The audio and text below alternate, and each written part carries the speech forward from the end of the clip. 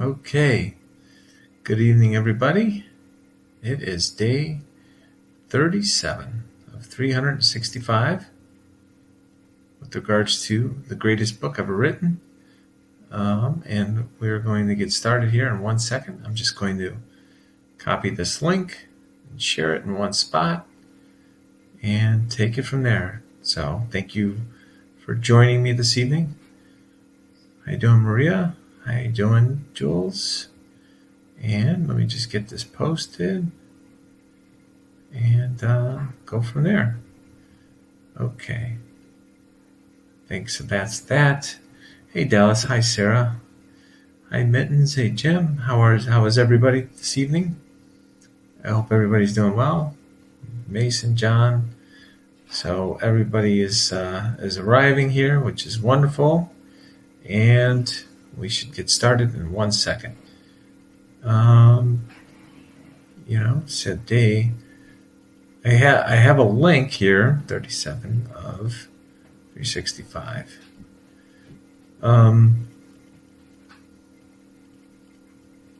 So you have some new equipment, but it's not quite working just yet. And I didn't realize how bad this camera was on this computer until seeing what a real camera looks like. But that's all right. It does make me look a little younger. Here I probably look about 10, 20 years older. But we got it working on a trial run on Python Points, which is it's a separate channel that I created on YouTube. And that channel, I'm not sure. I may just keep that, have that just for political stuff with regards to different races around the country and different candidates, and then keep Bobby Python for all of this other, with other things that I'm doing. So I got to try to keep it as simple as possible, though, because it's just, it'll get to be too much to keep track of. So with that, hello, Carolina, how are you? We can get going with day number 37. We're at Exodus 23. So basically, in Exodus 23, it just goes through some of the items that God wants for the people of Israel to follow. And right now, given that Jewish people and some Christians are in the middle of Passover, this pretty much coincides with that. First, celebrate the festival of unleavened bread for 7 days. I think it starts on the third week of the month, the third week of the first month, and then ends after a week. And then, so that's one of the festivals. And then the second is the festival of the harvest, which is the first batch of crops. And then there's the final festival of the harvest, or the festival of the final harvest, which is the end of the season. So there's 3 times. One is to get yeast out of your system, and we talked about that. Maybe that was done for health reasons. Yeast represents sin. Yeast represents sin? Okay. And my friend Christian is helping me with some of this technology. Just said the yeast represents sin, so maybe that's why you want to fast. Out of their house, which represented getting yeast out of their homes. I see. Yeah. So that's like the Holy Week of get everything out, but not just spiritually, but also physically. So my favorite things this week, I'll jump in and share it if you want. Sure. So here, Yeah. This is my friend Christian. He's going to jump in real quick, and he's been here. Hey guys. So my favorite thing about Passover is that there is there's a picture in getting rid of the yeast in the house. Yeast or leaven represented sin in the household. And it was the job of all the kids in the household to bring all of the leaven that they would find. They would, you heard the term spring cleaning actually comes from this.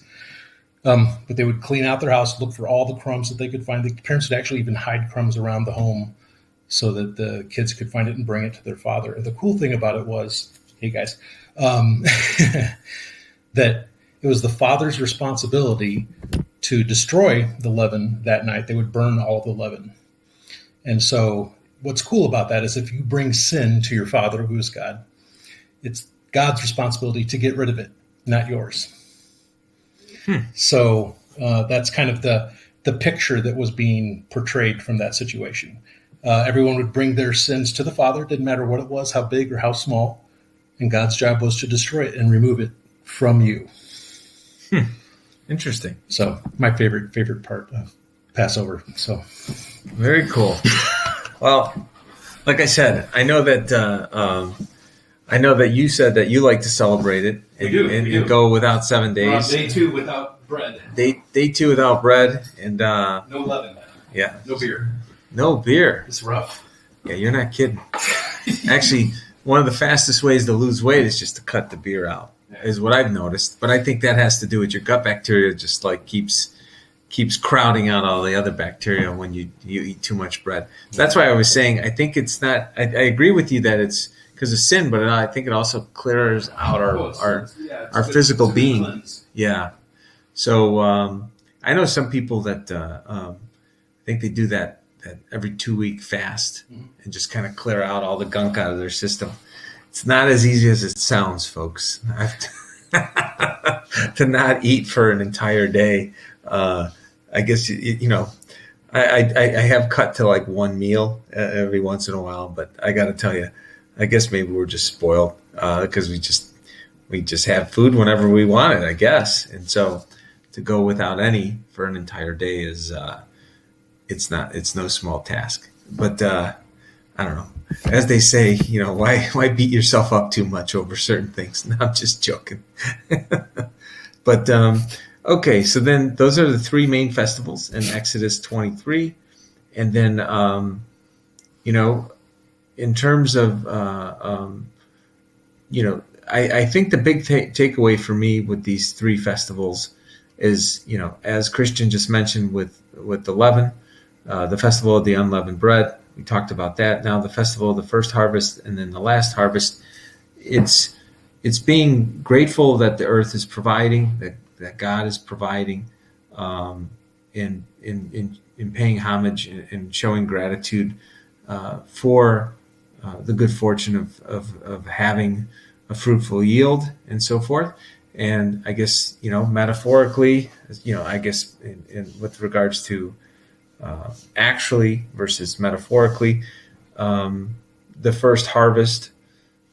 I guess if it's coming after, right after I guess spring and right not too long after the festival of the unleavened bread, then you're almost like clearing the field, clearing the path for new growth, on an individual level as well as on a spiritual level, and you're giving thanks, obviously for the food that you're going to consume in your body, but also for your spiritual growth. And it's the start of a new cycle. So, each year, as you're I guess going through the aging and the maturity process that you're going through, it's a reminder that you get a fresh start. You get to learn. You get to look what you need to change, what's been working. I guess you can look back and what has worked for you, and then kind of clear the path with the unleavened festival, and then you move forward and you start things anew. And I think that there's some folks who are born again Christians kind of have, I think, probably more of this view of starting things fresh and anew. And so then that person that you become, the festival, the ending festival, and then once again, this is just my interpretation, folks. I don't know how much this is how it's interpreted by people that are going over this, with regards to, I guess you would say, some of the more religious and religious scholars and so forth. But my interpretation on the end of the harvest is who you to kind of developed over that initial cycle is coming to an end. You're reflecting on that. You're showing gratitude and giving thanks for your next stage, so to speak, in preparing for the next year and so forth. And once again, you're thanking God for all the lessons that have been bestowed upon you, and for all the things that you can take forward with you to the next chapter of your life. And so that's my interpretation of Exodus 23. So now we go to Exodus 24. Israel accepts the Lord's covenant. Then the Lord instructed Moses, "Come up here to me and bring along Aaron, Nadab, let's see here, Abihu, and 70 of Israel's elders. All of you must worship from a distance." And then, he basically told the instructions. And as you recall, earlier chapters of Exodus, anybody that would cross and, cross a specific point would end up dying, on the spot. Any human beings, any other animals and so forth would automatically be struck down. Then Moses carefully wrote out the Lord's instructions. Early the next morning, he got up, built an altar at the foot of the mountain. He set up 12 pillars, one for each of the 12 tribes. Then he sent some young Israelite men to present burnt offerings and sacrifice bulls as peace offerings. And then half the blood was drained and the other half was splattered on the altar. Okay, then he took the book of the covenant, read it aloud. And so the blood confirms the covenant the Lord has made with you in giving these instructions. Okay, so as I'm kind of going through this story, and I guess Moses climbs the mountain and where it was covered, and then he ends up, this is where Moses is going. I think it's in the next chapter to get the 10 Commandments. But what's interesting with regards to being up in the mountain for 40 days and 40 nights is, Moses and the Jews were wandering in the desert for 40 years. So can't help but think if staying there for 40 days and 40 nights was God's way of reminding Moses of the 40 years that they had spent, and maybe reflecting on each of those years that they were wandering in the desert and so forth. Maybe it was a way of reflecting each year the lessons that were learned and so forth by the people as they were making their trip to the promised land that was given to them. And so, and then in terms of, and the glory of the Lord settled down on Mount Sinai. The cloud covered it for 6 days. On the seventh day, the Lord called to Moses from inside the cloud. And so, once again, the seventh day is the day of rest. And it's not a coincidence that you work 6 days.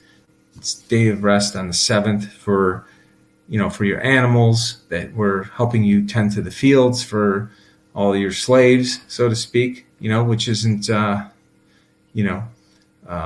it is what it is.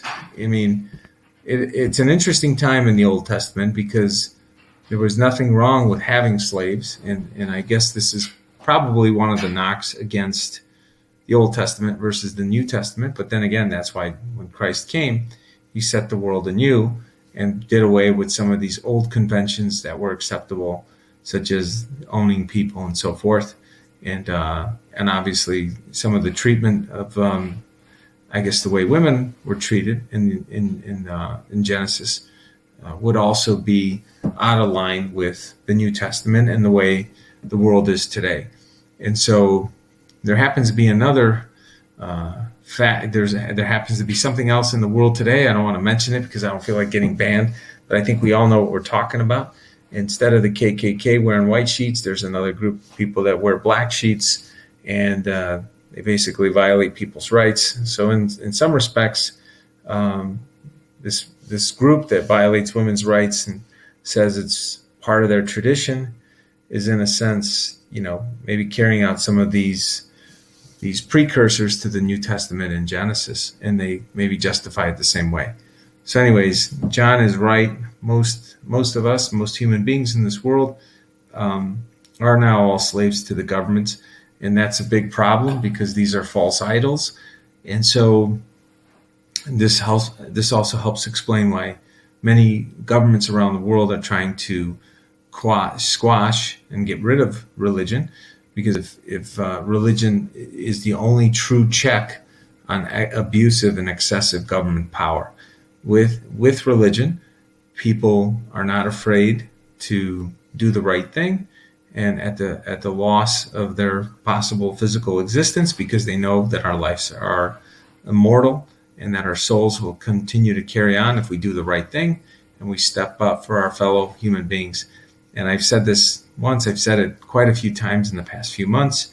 There's 47,000 Americans for every one elected public official across all levels of government in this country. And there's over 616,000 Americans for every one person in Congress. And so we definitely have the power. What's really scary at times, and I guess a little disturbing, is with this whole breakdown of religion and God within our society. So many among us and are so frightened of standing up for our rights, even though those rights were enshrined in the U.S. Constitution. And this once again goes to show you, even last year with the churches and the synagogues and other religious organizations and institutions, by them buckling and not standing up for the rights of the people, even though we clearly outnumbered this abuse of power, goes to show you just how bad and how far we've fallen away from our connection to God. Because if we had that connection to God in a much stronger way, we would definitely have we would have probably taken a different course of action than what we saw last year. And so let's hope and pray that we return to that and start to take government back at all levels and restore our faith in God as having a place in the public sphere.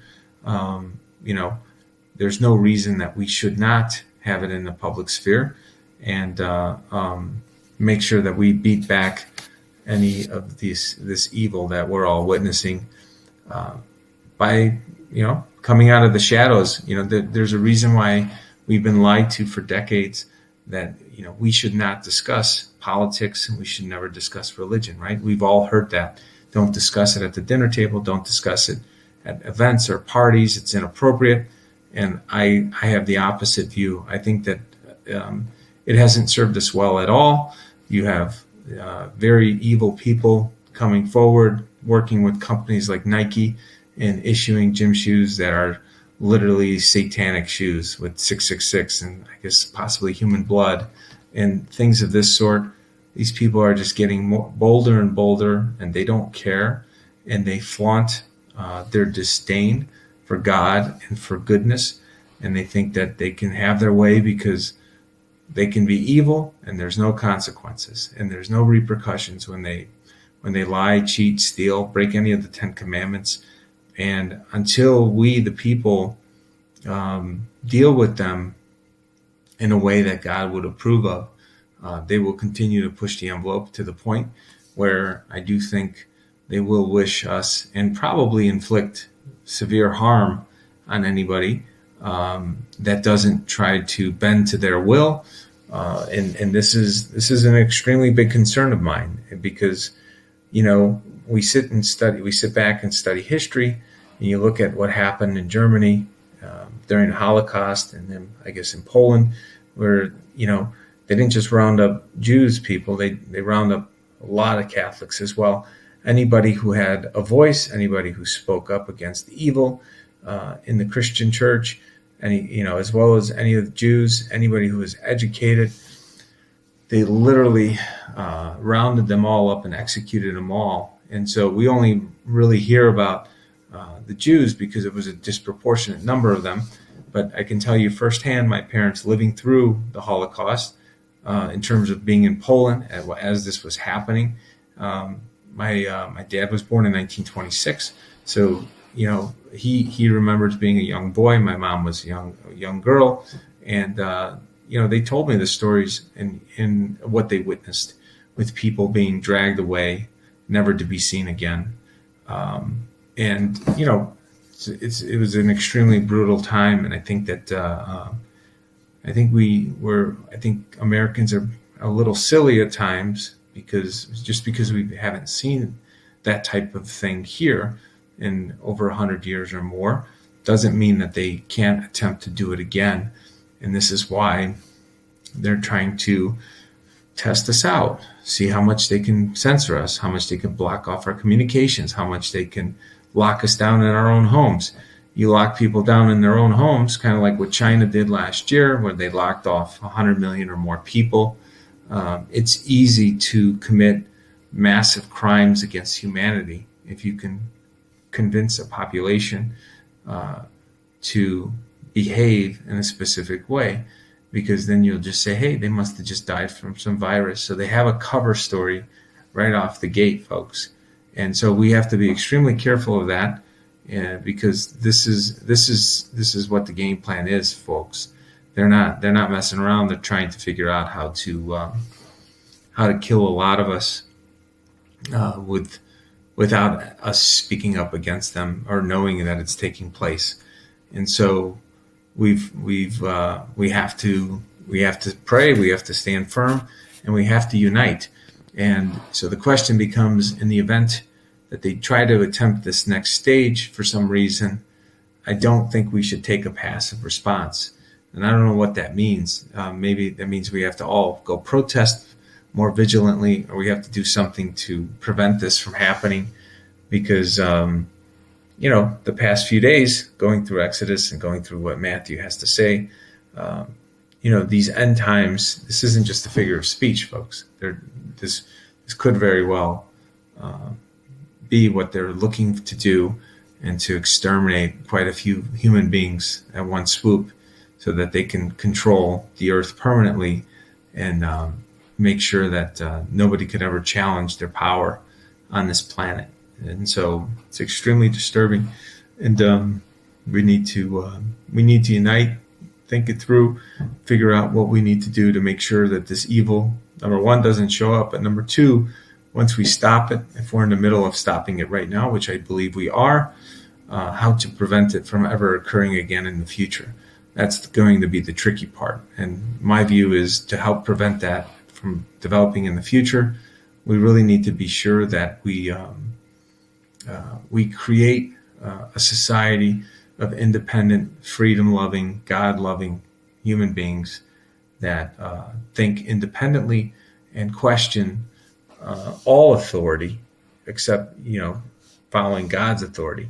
So God's authority is absolute. We know what God's authority is, and all this other authority that is by men and women that can be corrupted and have other motives and incentives to abuse and take advantage of other human beings. All of those motives need to be questioned constantly at all times. And anybody who's doing things for the right motives should not find that ever to be insulting. And I do believe that. And people that do find it insulting, if others are questioning their motives, that tells you a lot right there, as far as I'm concerned. So anyways, that's Exodus 24. So now going on to Exodus 25. Offerings of the tabernacle. Tell the people of Israel to bring me sacred offerings, accept the contributions from whose hearts are moved to offer them. Here's a list of what can be offered and so forth.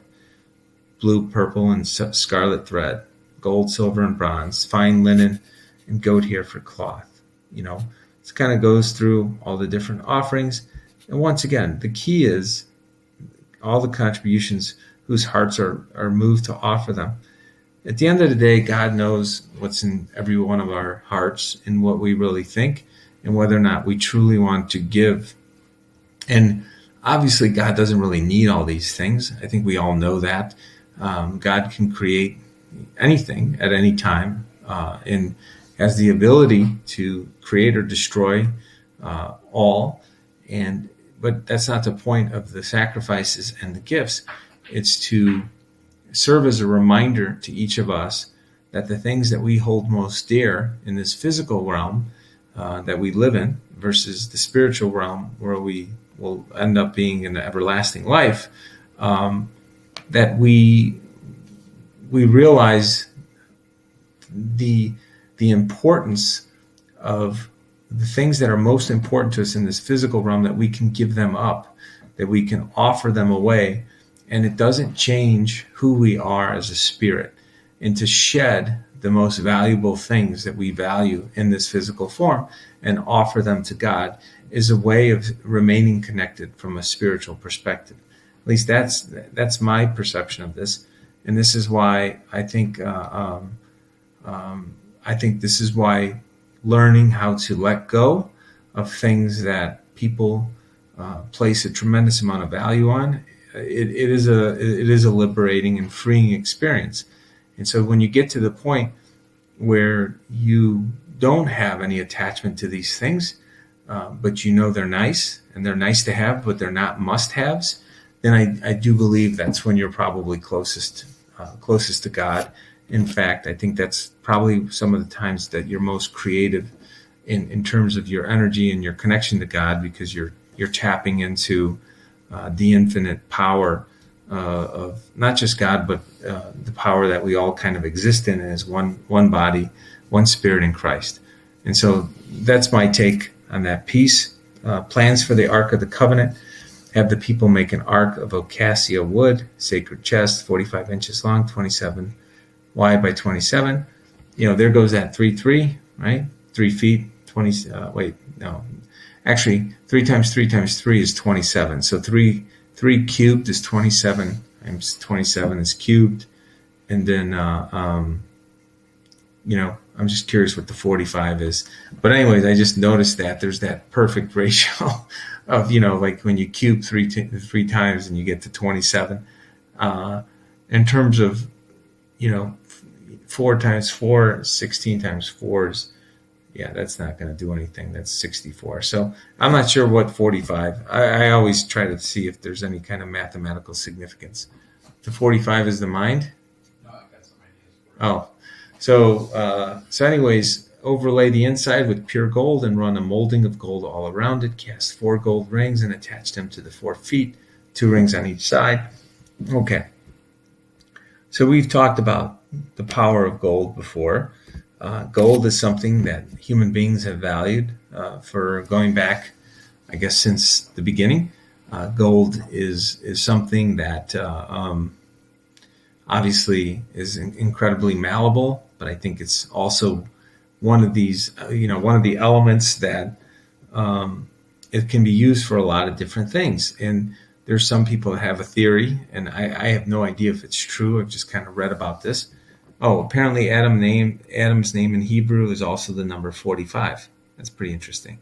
So 2 plus 7 is 9. 9 divided by 3 is 3.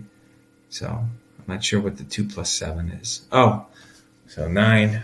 Interesting, Cilicia. So anyways, President Trump was also president number 45, right? So anyways, maybe that's why God had blessed President Trump to try to do some of the right things. Not some of the right things, do a lot of the right things on our behalf. So anyways, going with the power of gold and the significance of gold, in that, there's some that think that the pyramids, for example, I have no idea if this is true, but it's a fascinating story, and it does tie into, times of, obviously the Egyptians, as well as, Israel being so close to Egypt, and the story of them fleeing Egypt, that somehow, this whole power of gold thing started with some of these ancient mysteries as we hear about them. That the pyramids were literally possibly viewed as gigantic, power plants. It's a fascinating story, and that they were possibly, coated with sheets of gold. And I'm not exactly sure how all this stuff works. I just know that, the way it was angled, and the way the pyramids were built, not just in Egypt, but on other parts of the world, that any type of, whether it be a ship that was coming close to the earth and had to be at a specific angle, that would be one of the best ways to send energy to those ships. Now, the whole thing is fascinating because it's extremely creative. Goes to show you how creative the human mind is in trying to rationalize and make sense of things. But then again, when you read the Bible and you read, some of the great ancient texts, at first I think there's a lot of people that, myself included, when you kind of read the stuff when you're younger and you're like, wow, there's some really imaginative people back then who would write this stuff up. And then as you get older, you're like, wow, this stuff really happened.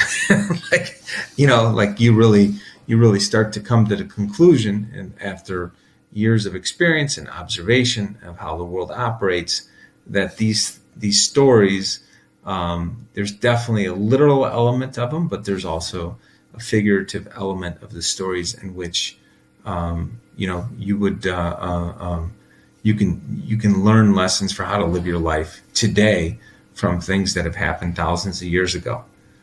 Bobby, would you mind doing a quick overview of your YouVersion at the end of this video? I can't seem to find the scripture that you review every day.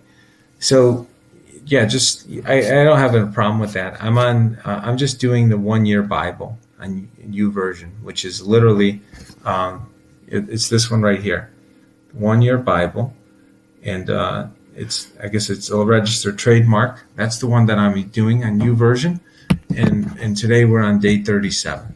So that's the one that I'm on. That's funny. When conspiracy theories become reality and reality becomes a conspiracy, then it sounds as though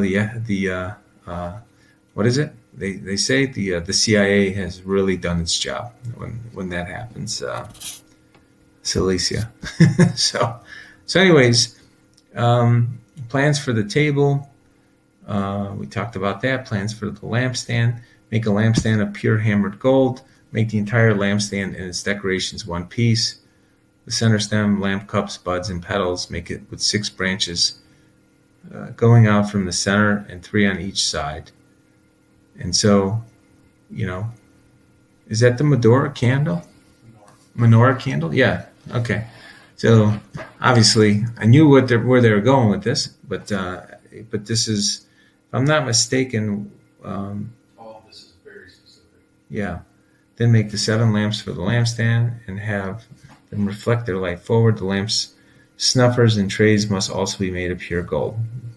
They need to be 75 pounds of pure gold for the lampstand and its accessories. So to give you an idea, 1 ounce of gold is about, I think it's like what, $1,700 an ounce, 16 ounces in a pound. So this is 75 pounds. So you're talking about 17,000 plus another, what would that be? 6,000. So now you're up to $23,000, plus another 27. So look at that. Gold is about $27,000 a pound right now. And as we know, it was 27 inches. So 27 inches was, the covenant, the ark, right? And so now gold is about $27,000 a pound. So 27,000 times 1 would be 270,000. That would be 10 pounds. Times, we turn around and say times another 10 to get it to 100 pounds, that would be 2.7 million. But now we got to chop off 25% of that. So we're talking about what is that? 500,000 off. That's 2.2 million plus another 25,000. That's 175. So just over about $2 million. So that was a heck of a candle stand to cost $2 million in today's terms, right? Because you got to remember something, the technology today to put together a $2 million candle stand is a lot different than it was back then.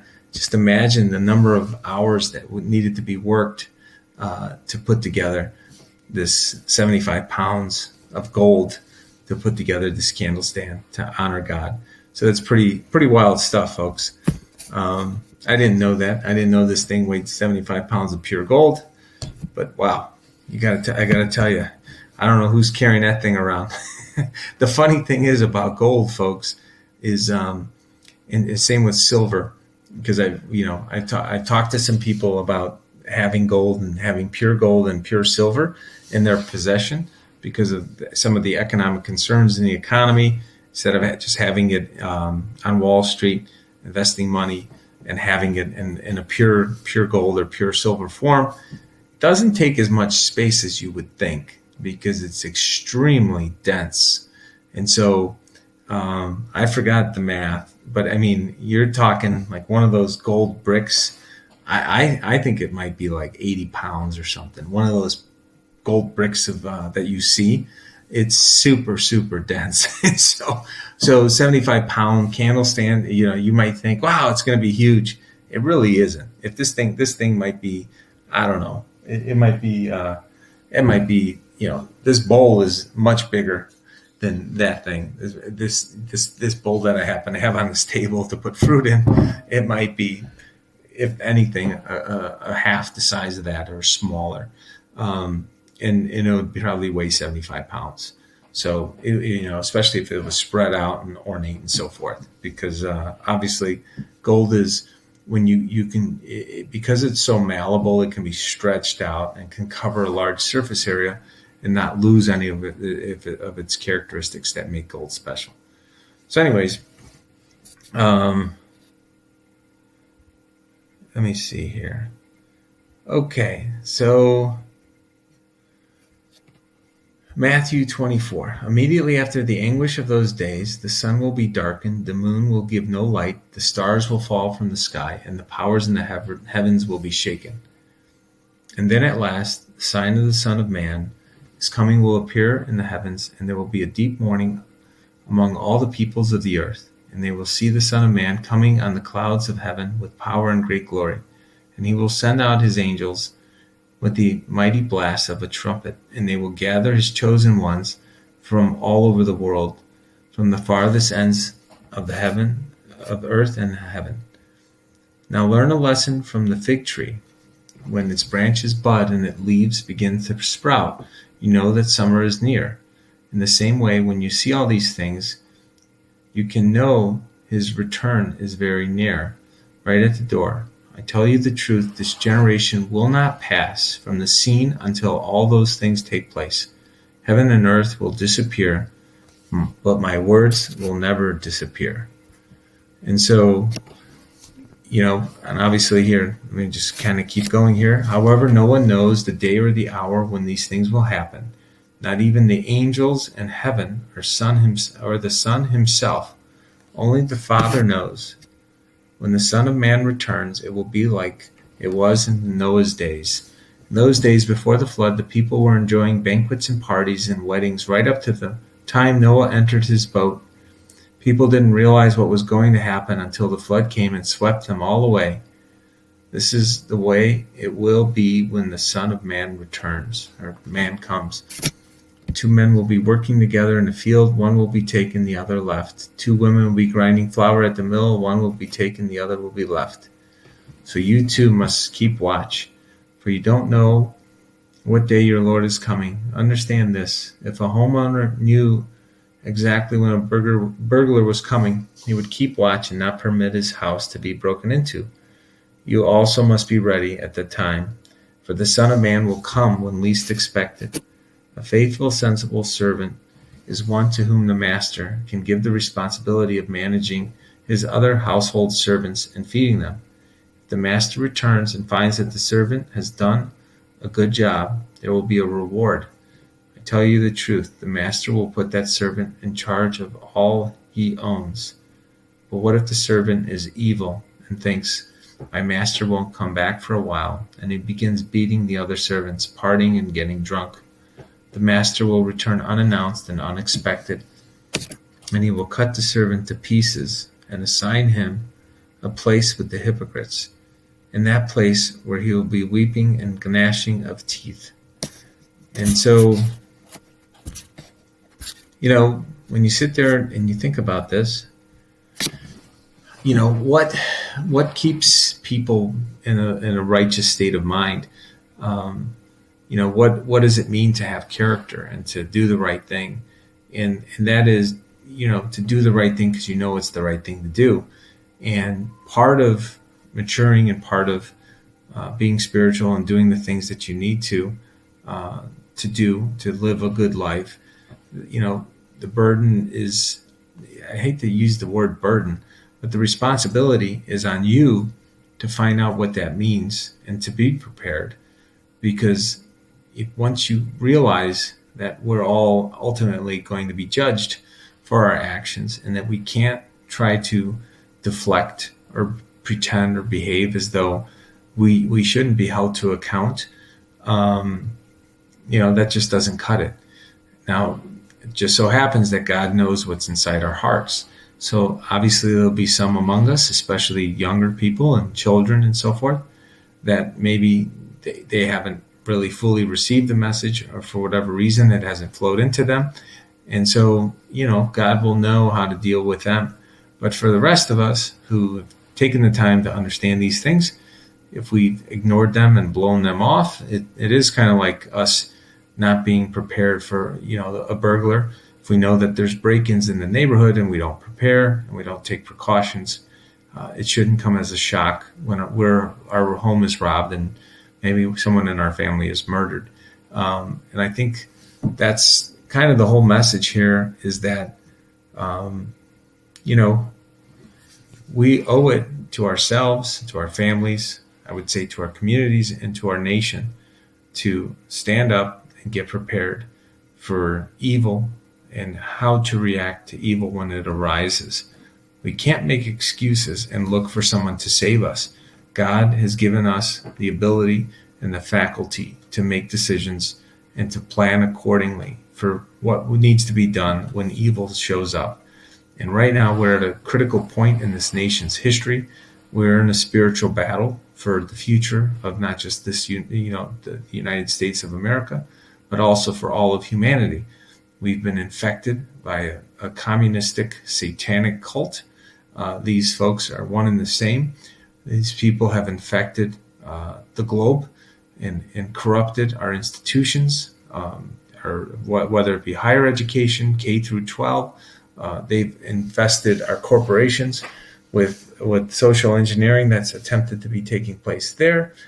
And they've infected every hall of government through bribery and basically doing all these evil things that we talked about the other day with regards to the bribes, and how it just really destroys people's ability to live a good life. Money does funny things to people's values at times. When people get money, and especially if it's ill-gotten money, but they enjoy the benefits of it because they didn't have to do any of the work for it, they have less of a respect for it, and they can use it in a damaging way. And people that actually earn the money or have an understanding of the obligation that comes with accruing significant wealth, they do understand that there is a price that you need to pay to have significant wealth in this world, that you have to do something good with that wealth as a way of paying it forward for the good fortune that's been bestowed upon you. And so, this is we're in a really unique spot here, folks, and we're going to find out, I think, sooner rather than later. I don't think we're going to need to know in 5 or 10 years. I think we're going to know within much shorter period of time than that, possibly within 1 or 2 years, maybe sooner than that. So I think we need to stay firm. We need to prepare ourselves, our family, spiritually. We need to continue to grow. We need to figure out how we're going to take back all layers and levels of government, how to rebuild our communities and our businesses more tied to our communities and to each other, and break away from the evil strings that are basically trying to enslave all of humanity. Because we're in for the fight of our lives right now, folks.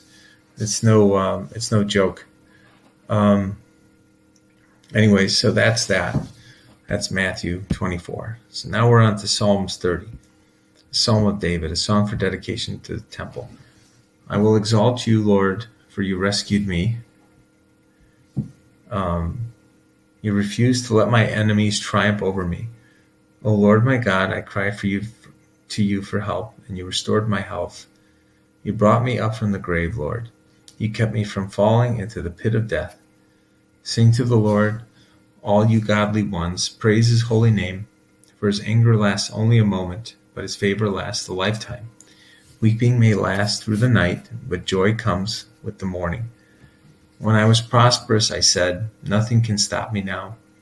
Your favor, O Lord, made me as secure as a mountain. Then you turned away from me, and I was shattered.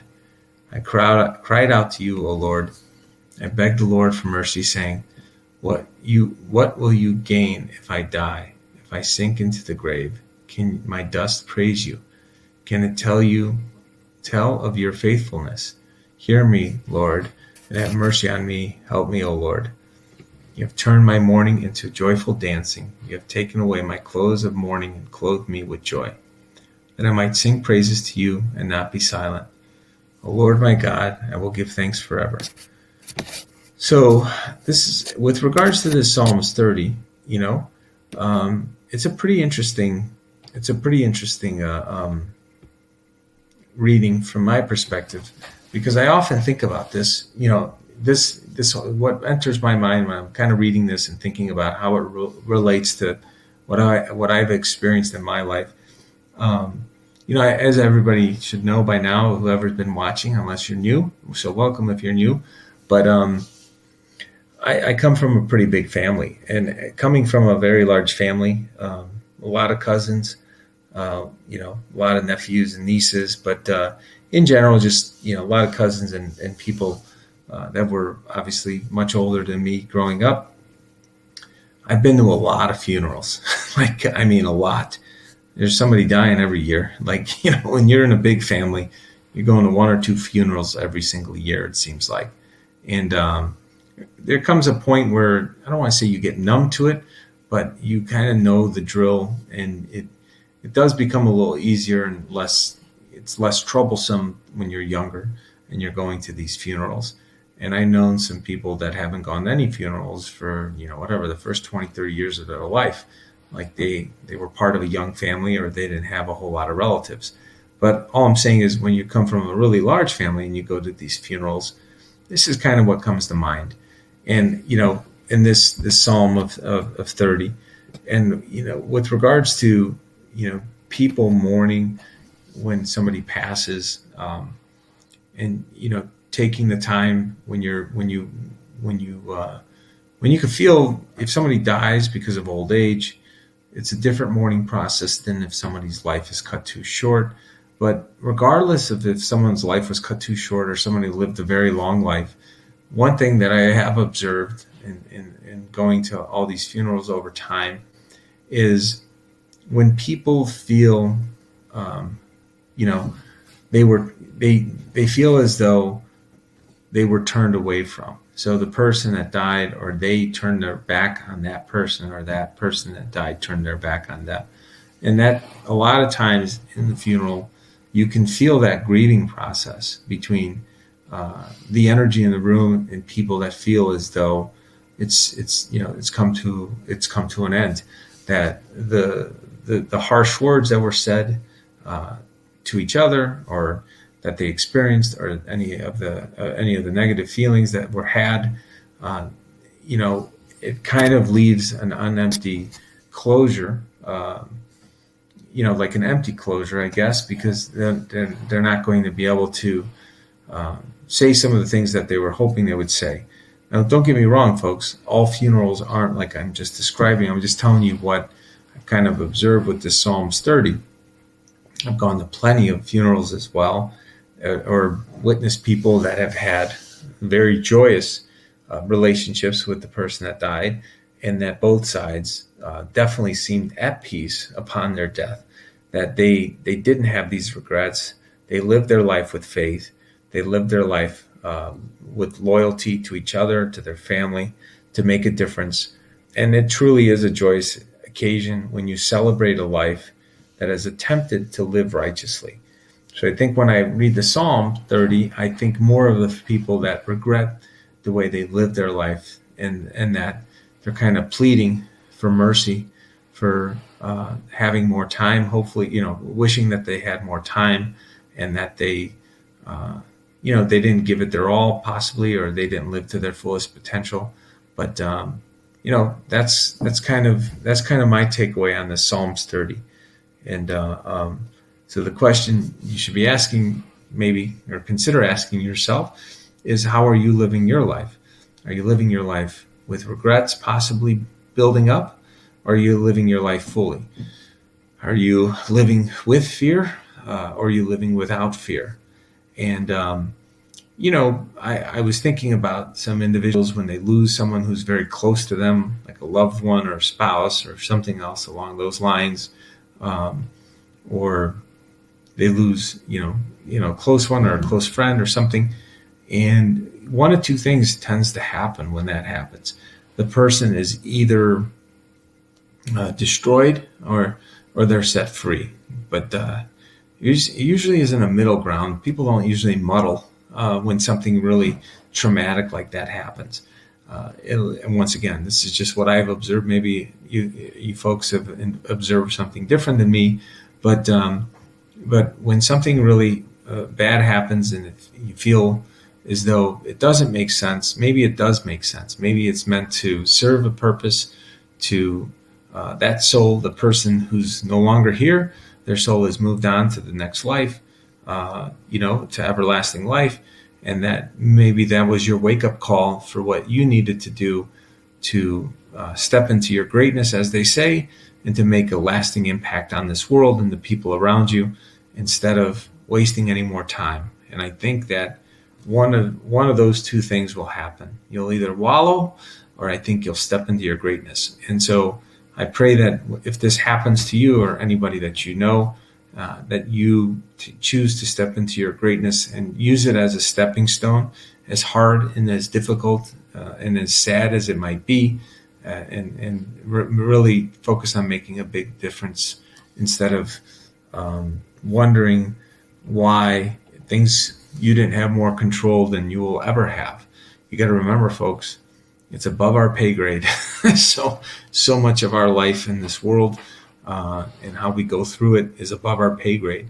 But what isn't above our pay grade is living a righteous life, trying to make a difference in the lives of others, living by example, not just by words, and doing everything we can to enjoy this experience as well. It doesn't, just because you work hard and you want to work hard, doesn't mean it shouldn't be an enjoyable process.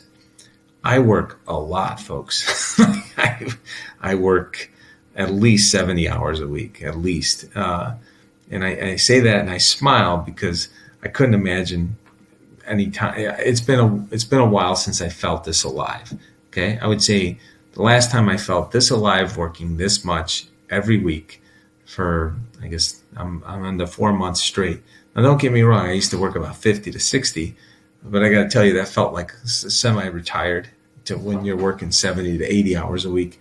But I will say that it's brought me tremendous joy and far more connections and feeling more connected to people and witnessing just the different types of transformation that I'm undergoing from reconnecting with people, because I knew that we all can do more.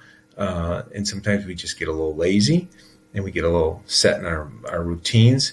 And when we realize how much more we can accomplish by organizing our activities a little differently, it is truly, really kicking your life up into another gear. And so that's that. So let's go on to Proverbs 7. So listen to me, my sons, and pay attention to my words. Don't let your hearts stray away toward her. Don't wander her. Man, this is a tricky one. It's like I'm messing up these words. Let me start over here. So listen to me, my sons, and pay attention to my words.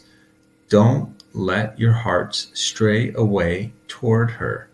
Don't wander down her wayward path, for she has been the ruin of many. Many men have been her victims. Her house is the road to the grave. Her bedroom is the den of death. So Proverbs 7. And so, once again, there seems to be a lot of this in the past week. And, I'm not sure what the occasion is, but a lot of the readings in the past week have been about violating or committing adultery or cheating on your spouse and so forth. In particular, people that are, I guess, prostitutes and so forth. And the only thing I can think of, because it's been mentioned so many times, that it's not just about, women with regards to prostitution, but it's also about maybe people in our society that have literally, prostituted themselves out. They've sold themselves off, and they don't live their values, that they'll buckle on who they are.